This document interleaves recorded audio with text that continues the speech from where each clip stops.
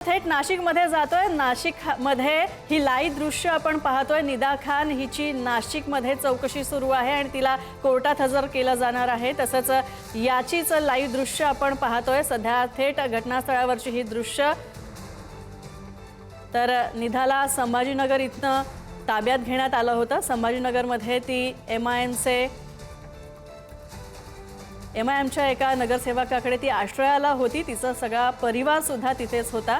तर निदा खानची चौकशी केली जाते। संभाजीनगरमधून निदाला अटक करण्यात आलेली होती। तर नाशिकच्या कॉर्पोरेट जिहाद प्रकरणातील आरोपी निदा इतके दिवस फरार होती, मात्र अखेर तिला अटक करण्यात आली आणि तिला कोर्टात हजर करण्यात आलेला आहे। तर निदा खानला कोर्टात नेण्यात येणार आहे। तर निदा खानची चौकशी केली जाणार आहे आणि निदा खानच्या या चौकशीमुळे आता आणखी वेगवेगळ्या पैलूंचा उलगडा या प्रकरणामध्ये, या धर्मांतर प्रकरणामध्ये होण्याची शक्यता आहे। तर निदा खानला कोर्टात नेण्यात येणार आहे। तर निदा खानची चौकशी सुरू झाली आहे, त्यामुळे आता आणखी मोठ्या महत्त्वाच्या बातम्यांचा, मोठ्या महत्त्वाच्या धाग्यादोऱ्यांचा कदाचित उलगडा पोलिसांना होण्याची शक्यता आहे। तर नाशिकच्या TCS धर्मांतर प्रकरण आणि लैंगिक अत्याचार प्रकरणातील आरोपी निदा खान हा 2 महिन्यांची गर्भवती आहे अशी सुद्धा माहिती मिळते। निदाला संभाजीनगरमधून अटक करण्यात आलेली आहे। तर नाशिकचं TCS कॉर्पोरेट जिहाद प्रकरण अत्यंत गाजलेलं असं हे प्रकरण आणि याच प्रकरणातील आरोपी निदा ही फरार होती। निदाला अटक करण्यात आलेली आहे। तिला ताब्यात घेण्यात आलं आणि संभाजीनगरमधून तिला ताब्यात घेण्यात आलेलं आहे। नाशिकमध्ये तिची चौकशी सुद्धा होते। नाशिक पोलिसांचं पथक संभाजीनगरमध्ये दाखल झालं होतं आणि या प्रकरणी आता निदाला ताब्यात घेण्यात आलेलं आहे। तिला कोर्टात हजर करण्यात येणार आहे आणि संभाजीनगरमधून तिला अटक करण्यात आली। नाशिकमध्ये तिची चौकशी होणार आहे।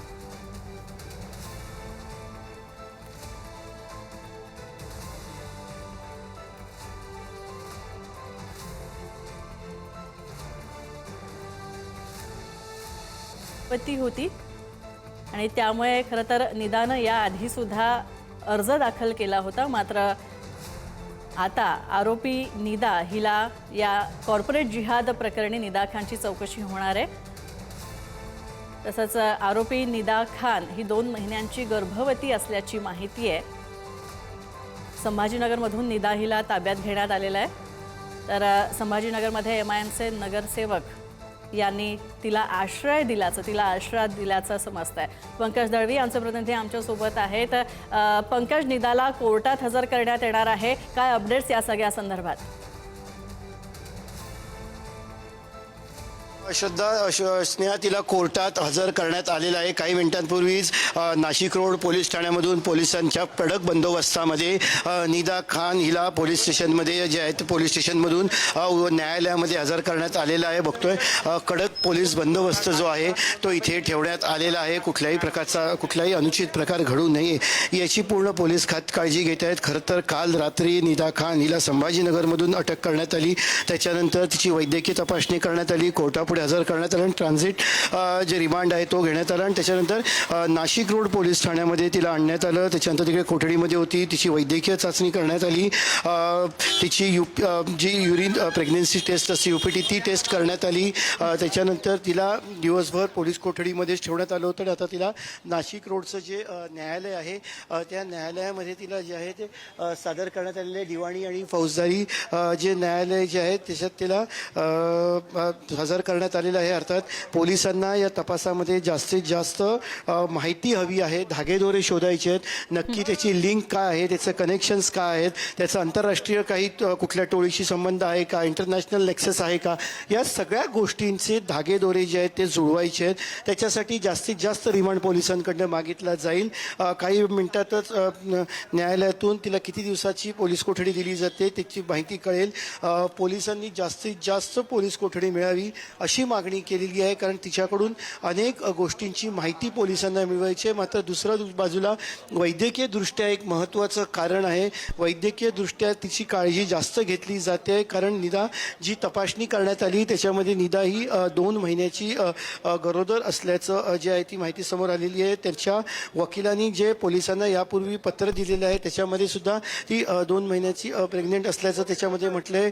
जेव्हा संभाजीनगरवरनं तिला अटक करण्यात आली त्याच्यानंतर तिची जी युरिन प्रेग्नन्सी टेस्ट असते UPT ती टेस्ट करण्यात आली, त्याच्यामध्ये सुद्धा ती 2 महिन्याची प्रेग्नेंट आहे हे स्पष्ट. त्यामुळे पोलीस ही केस जी आहे ती अधिक खबरदारीने आणि काळजीने हाताळत आहेत, कारण वैद्यकीय दृष्ट्या काही अडचणी निर्माण झाल्या तर पोलिसांच्या अडचणीत वाढ होऊ शकते, म्हणून तिची काळजी ही निश्चित घेतली जाते. इतर आरोपींपेक्षा जबाबदारीनं आणि काळजीपूर्वक तिला जे आहे ते सांभाळून कोर्टामध्ये आणताना त्यांच्यासोबत महिला पोलिसांचं पूर्णपणे ज्याला आपण म्हणू शकतो कडं होतं, त्या महिला पोलिसांच्या कड्यातून तिला जे आहे ते न्यायालयात सादर करण्यात आलं. नाशिक रोडचं दिवाणी आणि फौजदारी न्यायालय आहे नाशिकचं, त्याच्यात तिला जर आपण बघतोय RCP म्हणजे रॅपिड ॲक्शन फोर्सचे जवानसुद्धा जे आहेत ते इथे तैनात करण्यात आलेले आहेत. साध्या वेशातले पोलीस आहेत, युनिफॉर्ममधले पोलीस आहेत. एकंदरीतच कडक बंदोबस्त ठेवण्यात आलेला आहे. यापूर्वीच्या आरोपींना जेव्हा ताब्यात घेतलं तेव्हा उद्भवलेली कायदा आणि सुव्यवस्थेची परिस्थिती लक्षात घेता इथे अधिक सतर्क पोलीस राहत आहेत असं आपण म्हणू शकतो. अधिक सतर्कतेने ही केस हाताळतात असं म्हणावं लागेल. अर्थात या केसमध्ये संभाजीनगर कनेक्शन जे आहे, छत्रपती संभाजी नगरमधून गोष्टी ज्या आहेत त्या रेफरन्सेस समोर आले. तिकडचे जे स्थानिक नगरसेवक होते संभाजीनगरचे मतीन पटेल, त्यांना चौकशीसाठी ताब्यात घेतल्याचं समजतंय. त्यांनी त्याच्या बिल्डिंगमध्ये इमारतीमध्ये तिला आश्रय दिला होता ही माहिती समोर येते. या सगळ्या गोष्टींमध्ये आणखीन काही लोकांवरती आरोपपत्र दाखल करावं लागेल का किंवा आरोपीच्या पिंजऱ्यात उभं करावं लागेल का, याच्या तपासासाठी निदा खान हिला पोलीस ठाण्यामध्ये अधिक कोठडी जी आहे ती मिळवणं गरजेचं आहे आणि त्याच्यासाठी पोलीस काय प्रयत्न करतात, कारण याच्यामध्ये धागे जे आहेत ते एकमेकांमध्ये गुंतलेले आहेत, म्हणजेच एकमेकांशी रिलेटेड गोष्टी आहेत. त्यामुळे एक संदर्भ तपासताना कदाचित पोलिसांच्या हातात दुसरा संदर्भ लागू शकतो आणि त्याच्यामुळे जे आहे ते पोलीस अधिक सतर्क आहेत. आपण बघतोय बाहेर पोलिसांच्या गाड्या सुद्धा भरपूर ज्या आहेत त्या लागलेल्या आहेत कोर्टाच्या बाहेर. एखाद्या सर्वसाधारण आरोपीला आणताना अशा पद्धतीचा बंदोबस्त नसतो, म्हणून कडक बंदोबस्त आहे. ह्याचं कारण मगाशी मी स्नेहा सांगितलं की कुठल्याही प्रकारचा अनुचित प्रकार किंवा कुठल्याही प्रकारची चुकीची घटना घडू नये यासाठी पोलीस पूर्ण प्रयत्न करतात. आपण पुन्हा एकदा दिवाणी आणि फौजदारी न्यायालय जे आहे नाशिक रोडचं त्याची दृश्य आपण इथे बघतोय. पोलीस बंदोबस्तामध्ये निदा खान हिला न्यायालयात हजर करण्यात आलेलं आहे. निदा खान ही गेल्या 40पेक्षा अधिक दिवस, हे महत्त्वाचं आहे की 40पेक्षा अधिक दिवस ती फरार होती.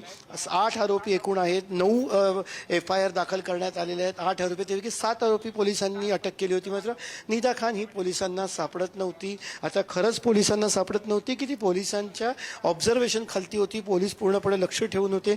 या सगळ्या गोष्टींवरती ज्या आहेत त्या प्रकाश येणाऱ्या काळात पडेल. पण ही अटक करण्याची प्रक्रिया सुद्धा जी होती निदा खानला ती एका वेगळ्या प्रकारे किंवा ज्याला आपण म्हणू शकतो इंटरेस्टिंग होती. पोलिसांना त्या भागात ती असल्याचं कळलं तेव्हा साध्या वेशातले पोलीस, साध्या वेशातल्या महिला त्या भागामध्ये लक्ष ठेवून होत्या आणि जेव्हा ती तिथे आहे याची पक्की माहिती पोलिसांना पटली, पक्की खात्री पोलिसांना पटली, तेव्हा रात्री तिच्या घरात जाऊन तिला जे आहे ते अटक करण्यात आली. तेव्हा तिचे आई वडील भाऊ असे अनेक कुटुंब तिकडे, त्याचे कुटुंबिक सदस्य तिकडे होते. याचाच अर्थ निदा एका रिमोट गावामध्ये, म्हणजे जे म्हटलं की ती एक उपवस्ती आहे, तिला वस्तीसुद्धा जे गाव ज्या गावातनं तिला ताब्यात घेतलं ते गाव हे उपवस्ती त्याला म्हणता येईल. त्या घरात बिल्डिंगच्या आसपास दूरवर कुठेही दुसरं घर दिसणार नाही, म्हणजे पोलिसांना संशयही येणार नाही अशा ठिकाणी ती जी आहे ती लपलेली होती किंवा तिकडे आश्रित बनून ती राहिली होती. मात्र पोलिसांच्या यंत्रणा, तांत्रिक त्यांचे जे सेल आहेत त्याच्या जोरावरती त्यांनी तिला शोधून काढली. नुसती शोधून काढली नाही तर सिव्हिल युनिफॉर्ममधल्या म्हणजे सर्वसाधारण साधारण वेशातल्या पोलिसांनी तिच्यावरती पाळत ठेवली. कदाचित गेल्या 2-3 दिवसापासून त्यांना माहिती असेल 40 दिवसांचा काळ काही छोटा नाहीये आणि सगळ्यात महत्त्वाचं म्हणजे तिचा परिवार, तिचं कुटुंब सुद्धा तिच्या सोबत होतं. त्याच्यामुळे आता त्यांची सुद्धा चौकशी होणारच आहे साहजिकपणे.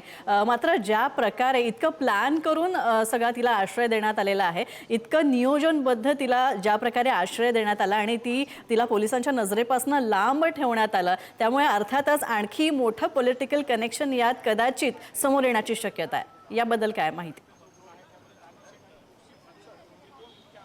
स्नेहा, अतिशय महत्त्वाचा मुद्दा तू उपस्थित केलेला आहेस. कुठलं नेक्सेस आहे, मग ते पॉलिटिकल नेक्सेस असेल, काही देशाच्या कुठल्या काही भागातलं नेक्सेस असेल, हे पाहून तपासून बघितलं जाईल. मात्र नेक्सेस आहे हे इथे प्रथमदर्शनी तरी स्पष्ट होतं आहे. कारण ज्या पद्धतीनं ती राहणारी मुंब्र्याची, तिचं कार्यालय, तिचं काम करण्याची जागा नाशिक आणि तिला ताब्यात घेण्यात आलं संभाजीनगरवरून. मग तिने संभाजीनगर ही जागा का निवडली? संभाजीनगर एक तर नाशिकपासनं जायला इकडनं तसं संभाजीनगर तुलनेने जवळ आहे, हे एक कारण. दुसरं कारण, तिथे तिला लोकल सपोर्ट होता का, तर तो लोकल सपोर्ट होता हे याच्यावरनं स्पष्ट होतं आहे. कारण मतीन पटेल याला पोलिसांनी ताब्यात घेतले. मतीन पटेल नगरसेवक आहे आणि त्यांनी तिला सपोर्ट केल्याचं अधिकृतरित्या जे नाशिकचे पोलीस आयुक्त आहेत संदीप कर्णिक, त्यांनी प्रतिक्रिया देताना सांगितलं आहे. BNSच्या 249 कलमांतर्गत त्याच्यावरती कारवाई जी आहे ती गुन्हा दाखल करण्यात येणार आहे. त्याला सह आरोपी करण्यात येणार आहे. त्यामुळे हे दुसरं लोकल कनेक्शन तिकडे होतं. तिसरं अगदी योग्य आणि नियोजनबद्ध तू जे विचारलंस नाही ते अत्यंत महत्त्वाचं होतं की अतिशय योग्य नियोजनबद्ध पद्धतीने निदाच्या संपूर्ण कुटुंबाला जे आहे ते तिकडे शिफ्ट करण्यात आलं. म्हणजेच नाशिक जेव्हा ही घटना घडली त्या घटनेपासून नाशिक पोलिसांची त्याच्या कुटुंबियांवरती नजर ही निश्चितच असणार. मात्र असं असून सुद्धा पोलिसांचा डोळा चुकवून त्याच्या कुटुंबाला जे आहे ते संभाजीनगरला नेण्यात आलं, हलवण्यात आलं आणि तिकडे त्यांना अनेक दिवस ठेवण्यात आलं. याच्यावरनं ते कुठे आहे त्याचा संशय लोकांना आला नाही. ती जागा जी निवडली होती ती सुद्धा अतिशय नियोजनबद्ध होती का असा प्रश्न होतो. कारण त्या गावात आसपास कोणी नाही. त्याला मी मगाशी म्हणालो त्याप्रमाणे त्याला आपण उपवस्ती म्हणायला पाहिजे. त्या उपवस्तीमध्ये तिला नेण्यात आलं. त्या इमारतीत जी राहत होती त्याच्या आजूबाजूला वस्ती नव्हती. मी आपल्या तिकडच्या प्रतिनिधींशी बोललो, इतर काही लोकांशी बोललो, तेव्हा असं कळलं की तिथे काही वस्ती नाही आहे किंवा उपवस्ती आहे, फार तिकडे लोक दिसत नाही. असं असताना ती जागा का निवडली हा सुद्धा एक संघटितपणा होता का, नियोजनबद्धता होती का, या प्रश्नाचं उत्तर ते की ती जागा जी निवडली ती अतिशय नियोजनबद्ध पद्धतीने निवडलेली होती. तिच्या नातेवाईकांना नियोजनबद्ध पद्धतीने तिकडे नेण्यात आलं. वैद्यकीय कारण दाखवत अतिशय नियोजनबद्ध पद्धतीनं तिला अटकपूर्व जामिनाचा अर्ज केला गेला. मात्र तो फेटाळला आणि त्याच्यानंतर अर्ज फेटाळल्यानंतर 4 दिवसामध्ये या हालचाली अतिशय वेगवान झाल्या आणि पोलिसांनी तिला संभाजीनगरमधनं ताब्यात घेतलं. पण हा प्रश्न नक्कीच उद्भवतो की ज्या पद्धतीनं तिच्या आई वडिलांना तिकडे, तिच्या कुटुंबियांना तिकडे शिफ्ट केलं, ज्या पद्धतीने ते लोकेशन निवडलं, संभाजीनगरचं ठिकाण निवडलं, तिकडच्या स्थानिकांचा, नगरसेवकांना तिला मदत केली, ह्या अर्थी नुसतं शिफ्टिंग, ह्या प्रकरणाकडे आपण या विषयाकडे नुसतं शिफ्टिंग करणं किंवा तिला तिकडे आश्रय देणं एवढं न बघता याचा संदर्भ ज्या घटना घडलेल्या आहेत, ज्या अत्याचाराच्या तक्रारी झालेल्या आहेत, धर्मांतर करण्याबाबतच्या तक्रारी झालेल्या आहेत, या सगळ्या तक्रारीशी याचा संबंध आहे का हे पण पाहणं तितकंच महत्त्वाचं आहे. कारण आपण नुसतं त्यांना जागा बदलली, संभाजीनगर निवडलं किंवा रिमोट प्लेसला ती राहिली, हे सगळे संदर्भ तपासतो. मात्र या सगळ्या संदर्भातनं मूळ बोट जी आहे किंवा मूळ बोट जे आहे ते मूळ घटनेकडे जातं. अर्थात या घटनेशी प्रत्येक गोष्ट ही रिलेटेड आहे, इंटरकनेक्टेड आहे. त्यामुळे ह्या गोष्टींचा संबंध थेट घटनेशी आहे का, ज्या गुन्ह्यावरनं आरोपी तिला करण्यात आलं त्या गुन्ह्यांशी आहे का, या सगळ्या गोष्टी तपासल्या जातील. आणि म्हणूनच निदा खान हिची जी आहे ती पोलीस कस्टडी PC जी आहे ती जास्त मागण्याच्या प्रयत्नामध्ये पोलीस आहेत. मात्र पोलीस किती दिवस देतात, कारण वैद्यकीय कारण सुद्धा आहे. 2 महिन्यांची प्रेग्नंट आहे, त्यामुळे की आता मतीन पटेल यांच्यावर सुद्धा गुन्हा दाखल झालेला आहे, ज्यांनी तिला आश्रय दिला होता, MIMचे नगरसेवक. तर मग त्यांच्या चौकशी संदर्भात किंवा त्यांच्यावर जे गुन्हे दाखल झाले आहेत त्या संदर्भात काय अपडेट्स आहेत? निश्चित मतीन पटेल याच्यावरती गुन्हा दाखल झालेला आहे किंवा त्याला सह आरोपी करत असल्याचं BNSच्या 259 कलम जे आहे त्याच्यानंतर त्यांना आरोपी करत असल्याचं स्वतः नाशिक शहराचे जे पोलीस आयुक्त आहेत संदीप कर्णिक यांनी आपल्या प्रतिक्रियेत सांगितलं. म्हणजेच त्यांचा गुन्ह्यात सहभाग आहे का हे पोलीस निश्चितच तपासून बघणार. जेव्हा एखादा संघटितपणे गुन्हा केला जातो किंवा एखादा गुन्हा केला जातो त्या गुन्ह्यामध्ये त्याला प्रत्यक्ष किंवा अप्रत्यक्षरित्या जी व्यक्ती मदत करते त्याला सुद्धा त्या गुन्ह्यामध्ये जे आहेत आणि त्यांनी ही मदत केली हे जर का सिद्ध झालं तर त्याला सुद्धा, त्या व्यक्तीला सुद्धा त्या गुन्ह्यामध्ये सहआरोपी केलं जातं. तसंच मतीन पटेल यांना सहआरोपी करण्यात आलेले आहे. कारण जेव्हा गुन्हा घडला, गुन्ह्यानंतर गुन्हेगारांनी पलायन केलं, फरार झाला, त्या गुन्हेगाराला पोलिसांपासून दडवून ठेवणं, त्याच्याशी हितसंबंध ठेवणं, या सगळ्या गोष्टी केल्या गेल्या. म्हणून मतीन पटेल यांची आता चौकशी केली जाईल. चौकशी केल्यानंतर त्यांना ताब्यात घेऊन त्यांच्यावरती अटकेची कारवाई करून मग त्यांना कोर्टामध्ये जे आहे ते सादर करण्याची प्रक्रिया होऊ शकते. जर का गुन्हा त्यांच्यावरती दाखल करण्यात करण्यात आला आहे किंवा गुन्हा पोलीस दाखल करणार आहेत याचाच अर्थ त्यांना चौकशी करून त्यांना ताब्यात निश्चितच घ्यावं लागेल. स्नेहा. नक्कीच पंकज, आणखी एक म्हणजे मतीन पटेल यांच्यासोबतच इम्तियाज जलील आणखी एक मोठं नाव आहे. त्यांचाही यात कदाचित समावेश असू शकतो किंवा निदा खान आणि त्यांचं कनेक्शन असू शकतो असा सुद्धा आरोप संजय शिरसाट यांनी खरं तर केला होता. तर त्या संदर्भात आणखी काही अपडेट्स? एक ही गोष्टी होती, नक्कीच मी अपडेट देतो. मात्र एक आत्ताची सगळ्यात महत्त्वाची अपडेट आहे जी आहे निदा खान हिची जी सुनावणी सुरू आहे ती इन कॅमेरा सुनावणी सुरू आहे. KG जोशी जे न्यायाधीश आहेत त्यांच्या समोर, त्यांच्या बेंच समोर ही सुनावणी सुरू आहे. सुरक्षेच्या कारणास्तव तिथे वकील, साक्षीदार आणि पोलीस यांच्या व्यतिरिक्त कोणालाही त्यांनी आज जाण्यास मज्जाव केलेला आहे. नॉर्मली जेव्हा जशी सुनावणी सुरू असते त्या प्रसारमाध्यमं सुद्धा आतमध्ये असतात, काय होतं त्याचे अपडेट घेत असतात. मात्र प्रसारमाध्यमांच्या प्रतिनिधींना सुद्धा जे आहे ते बाहेर ठेवण्यात आलेले आहे. आता राहिला प्रश्न तू विचारलंस ते राजकारण. संजय शिरसाट यांनी आरोप केले, इम्तियाज जलील यांनी सुरुवातीला त्यांची भूमिका स्पष्ट केली, त्याच्यानंतर संजय शिरसाट यांनी आरोप केले. या आरोपात तथ्य आहे का तर राजकीय स्थानिक दाखले देत एकमेकांवरती आरोप केले गेले. मात्र या आरोपाचं इतकं गंभीर विषय असल्यामुळे पोलिसांकडून प्रत्येक आरोपावरती जे आहे ते लक्ष ठेवलं जाते, त्याची तपासणी केली जाते. त्याच्या अनुषंगानं तपास जो आहे तो सुरू आहे. अर्थात इम्तियाज जलील यांनी समर्थन दिलं, त्याच्यानंतर MIMचे जे नगरसेवक आहेत मतीन पटेल, त्याचा ज्याला आपण म्हणू शकतो गुन्ह्यामधला अप्रत्यक्ष सहभाग, म्हणजेच आरोपीला पळून जाण्यासाठी किंवा पोलिसांपासून लपून राहण्यासाठी त्यांनी मदत केली, हा आरोप त्यांच्यावरती. त्यामुळे त्यांची सुद्धा चौकशी होणार आहे. आरोपांमध्ये काय तथ्य आहे या सगळ्या गोष्टींची चौकशी जी आहे ती केली जाईल. नक्कीच, धन्यवाद या सगळ्या अपडेट्सबद्दल. तर आपण पाहतोय घडामोडींना वेग आलेला आहे. निदा खानला कोर्टात हजर करण्यात आलेला आहे आणि आता आणखी मोठ्या घडामोडींना वेग येणार आहे. तर आपण पाहतोय निदा खानला कोर्टात हजर करण्यात आलेला, इन कॅमेरा तिची चौकशी सुरू आहे.